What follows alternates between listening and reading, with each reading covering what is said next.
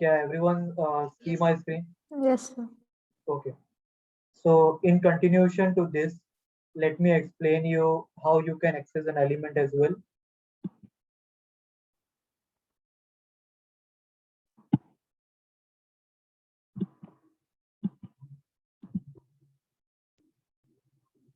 So if you remember, I said you like when you want to access an element, suppose this is our array and the size of an array, suppose let's take this time, the size of an array is 6. So it means that if your size of an array is 6, what will be your last index? If your size of an array is 6, what 5. will be good? And it will going to start from 0, 1, 2, 3, 4, and 5.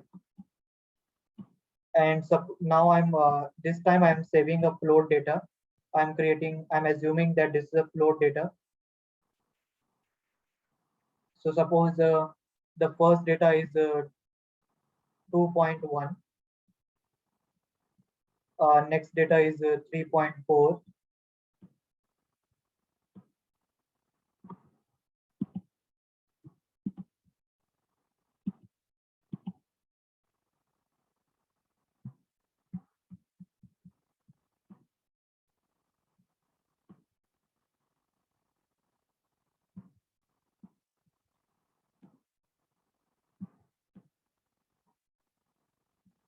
Next data is suppose 9.8.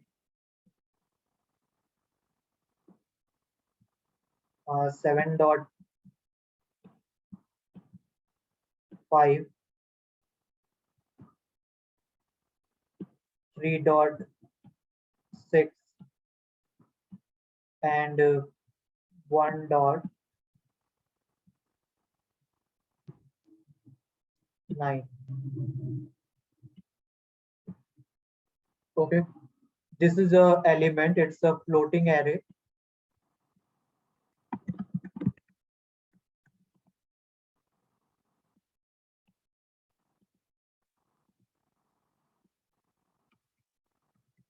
Okay, it's a floating array. Okay, now here this is a, okay, let me take a float array, not floating array. It's a float array. Suppose let's say the name of an array is f and the size is declared 6. So f is the name of an array, 6 is a size, that is the number of element it will going to save. And now here, if you want to access any element, how you can access it? We can access any element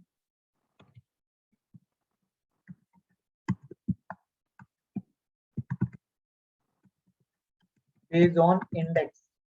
Now suppose if I say you, I want to find an element that are means I want to access 3.4. How you can access it? You can simply write down the 1.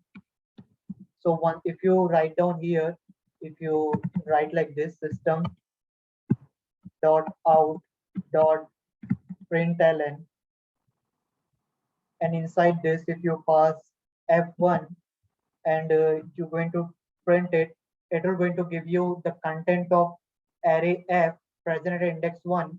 So the output will be 3.4, right? Similarly, you can perform operation as well.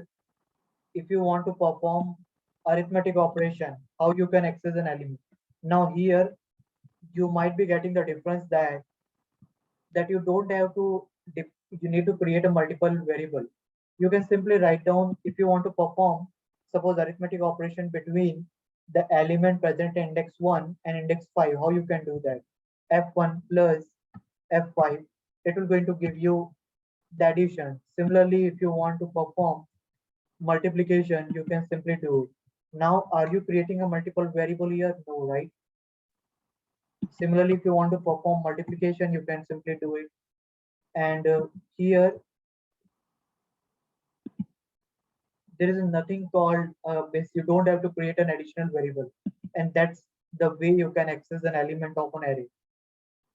And as I said you, how you can save all this data in the RAM with the help of new keyword. So as we have seen here, like integer, array, square bracket, new, this, the similar way you can create a array here.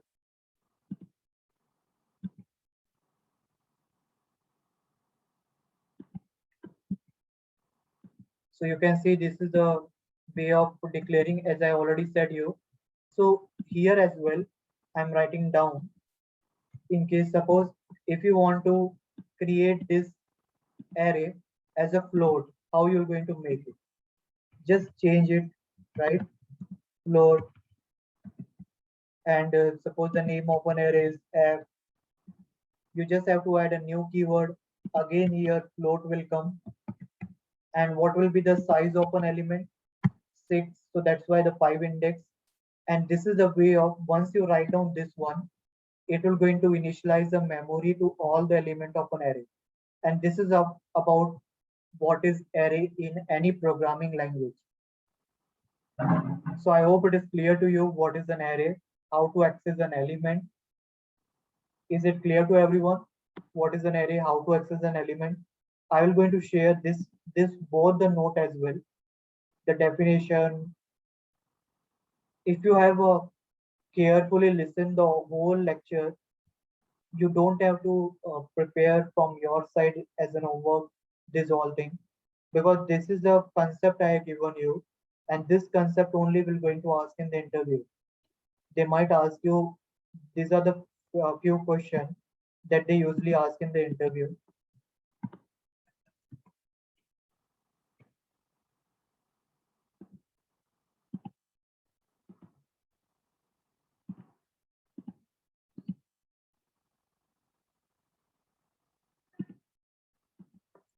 First one, what is an array?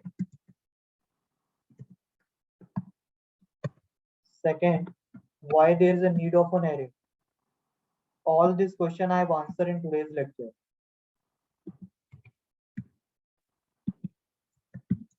Why there is a need of an array?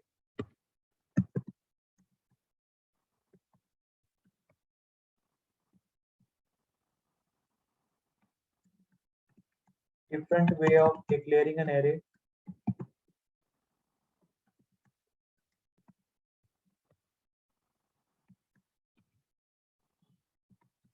How to initialize, how to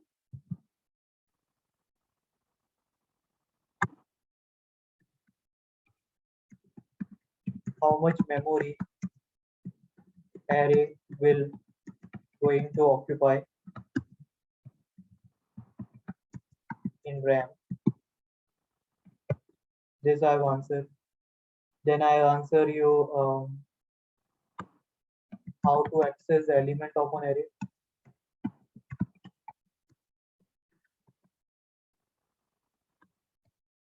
One more thing. What is size? This many times people confuse size and length. I have explained you size. Length I will going to explain you tomorrow when I will going to show you the lab with an array program. But what is size that you can focus it? Or okay, let me put the another question here so that we'll going to see this next session. What is length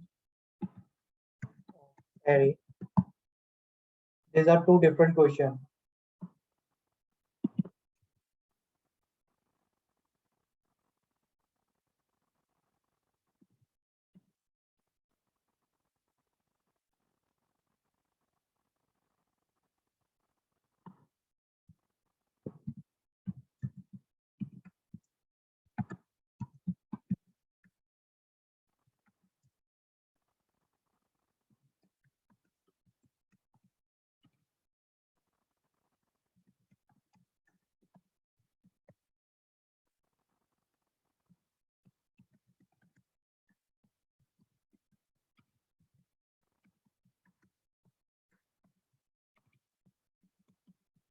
These all question we have seen today, except the seventh one, the length of an array. That also I am telling you.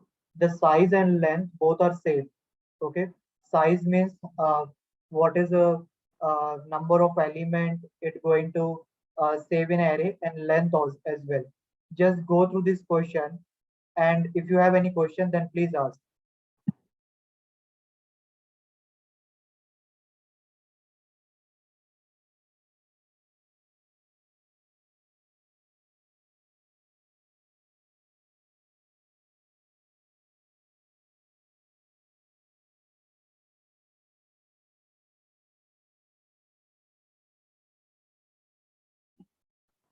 Any question, any one of you?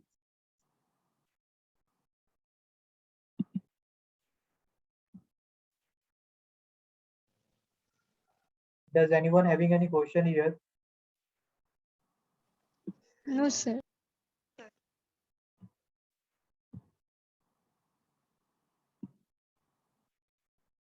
Okay. One thing I wanted to say, everyone, see, go through this question. I will going to upload this in a GitHub, both the file. Explore from your side. If you just see this, uh, you can just consider it as a cheat sheet. If you before interview, if you go through this, you will understand the whole idea about an array. Now tomorrow I will going to explain you about the programs, how the programs look. This is a programs. We're going to see the how to write a program, how to access an element, how to apply the loops in a array, and how the predefined functions are there in an array. We're going to see everything in a Java. And types of array, that is also one more question is there.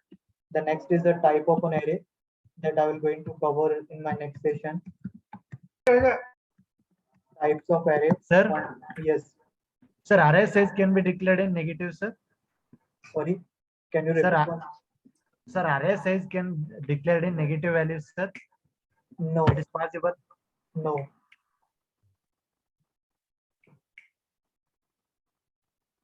As per my knowledge, we can't initialize the negative value, negative index value. In Python, in Python programming, is it possible when you want to explore the or access the element in a backward direction? That is from right to left.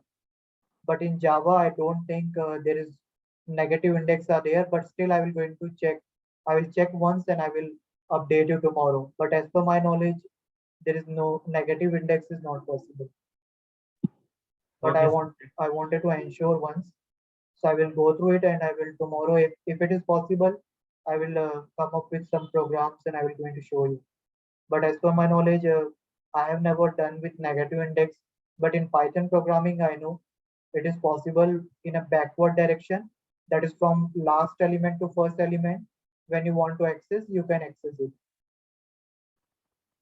So today I will going to share this both this notes with you in the GitHub and go through this. If you have any question, you can ask me anytime. Yes. Okay. Is it clear to everyone? Yes, Yes. sir. Good. So we'll connect tomorrow and we're going to discuss more on the same, and we're going to do the programs. I will going to, once this array part will complete, I will going to give you some more assignment. You can try it from your side. 1 or 2 days we're going to solve assignment only in the class. So it will put a habit, it will going to make, it will going to help you to gain a command over the Java programming. Okay.